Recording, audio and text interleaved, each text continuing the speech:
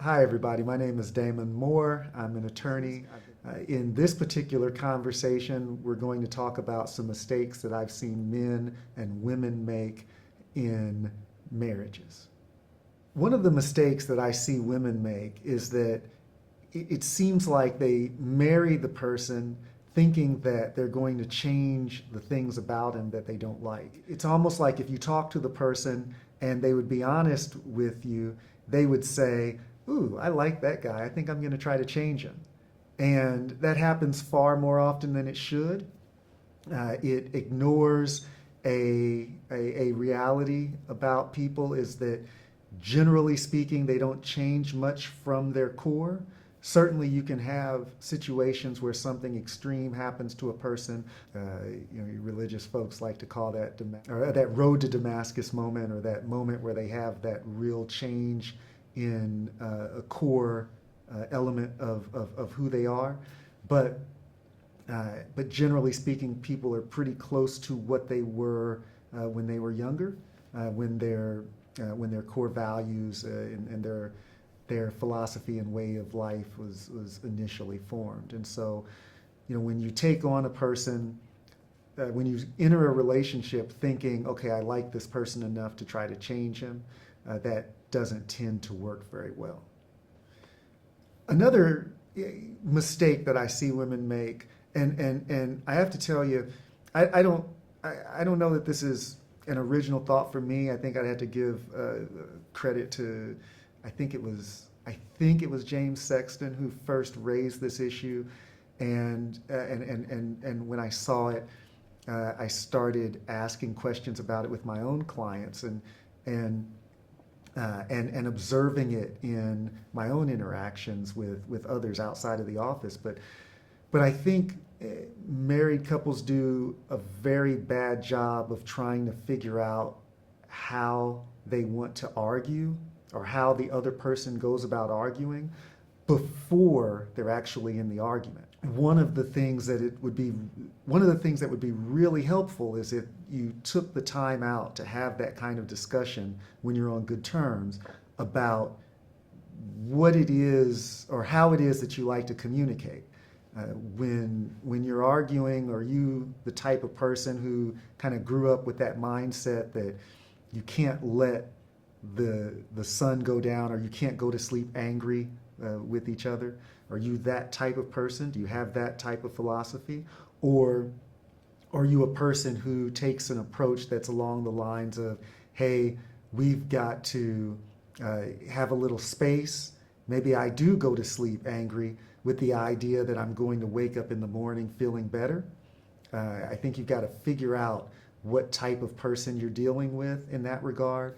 And I think people don't do enough of that, and it sets up for some bad things to happen during the marriage because that style of communication was never really worked out. I think another issue that a lot of women have in marriage is that they tend to ignore the warning signs. In most situations where a person has come into my office, the things that they complained about at the time of the divorce are things that were in place before everything ultimately blew up. With men, you get some of those same types of things, but there are some things that tend to stand out more for me, at least in what I've seen in my office.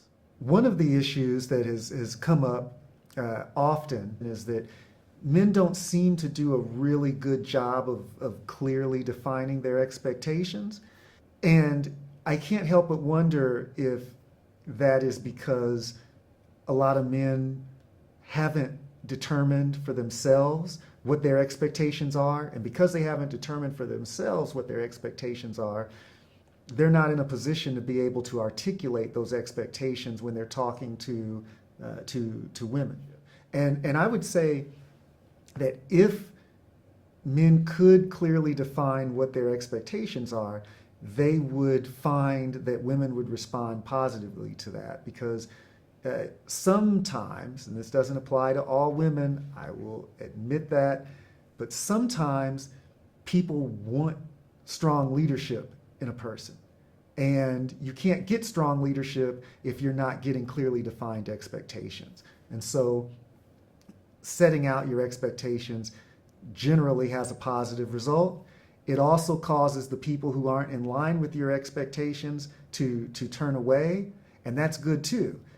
By clearly saying who you are, you weed out the people who don't want to be a part of that type of lifestyle or that type of way of being.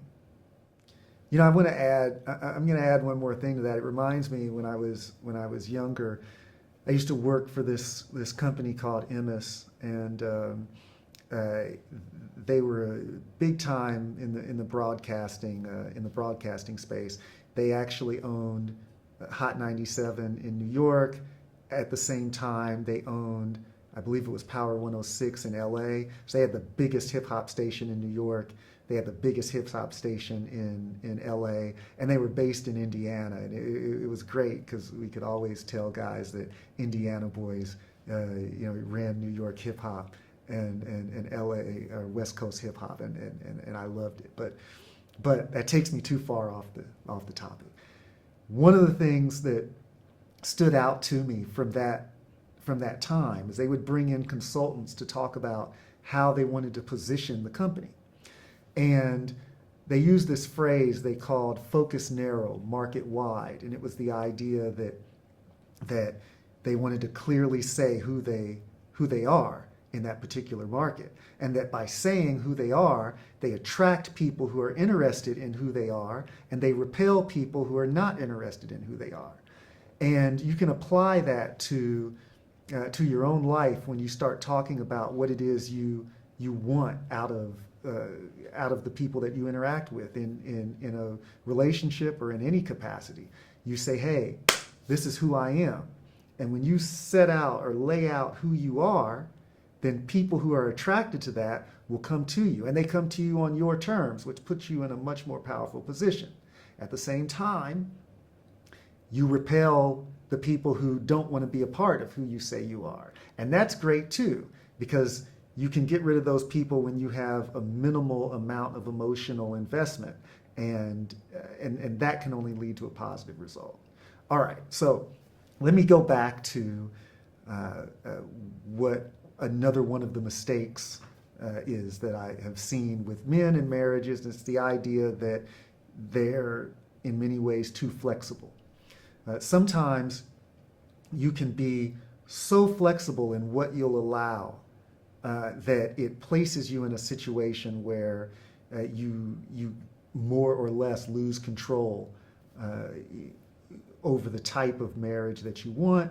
You become subject to the whims of the other person. That places you in a terrible situation, and you can quickly lose control of things. Another one of the mistakes that I see men make in marriages is that they tend to be very poor at financial planning. They'll come into the office and I'll take a look at the financials, and you're looking and it's like, oh, wow. You've got a 3-bedroom house, but somehow you have 4 or 5 big flat screen TVs. That kind of thing has an expense to it. You've got the big truck with the $1,400 to $1,600 monthly payment, but then you've also got another car, and then you have a boat, but you don't live very close to water. There are these things that you're taking on, and you're using credit cards to support the lifestyle. And so now you've got credit card payments, and some of these credit card companies are charging 20% interest. You're placing yourself in a situation where you have a highly leveraged lifestyle.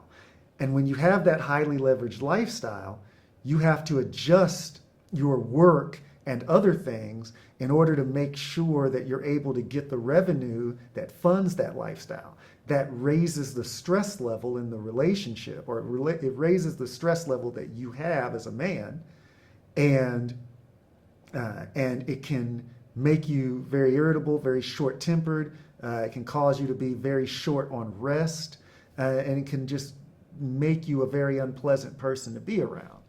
And that manifests itself in in arguments and problems and strife that you have with your spouse.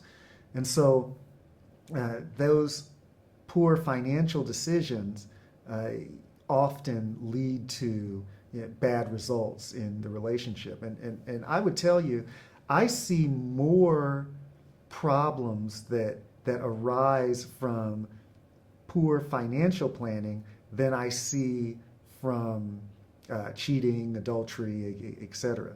People think that the relationships tend to end up in my office because of infidelity, but and that does happen, but the financial issue is an even bigger deal.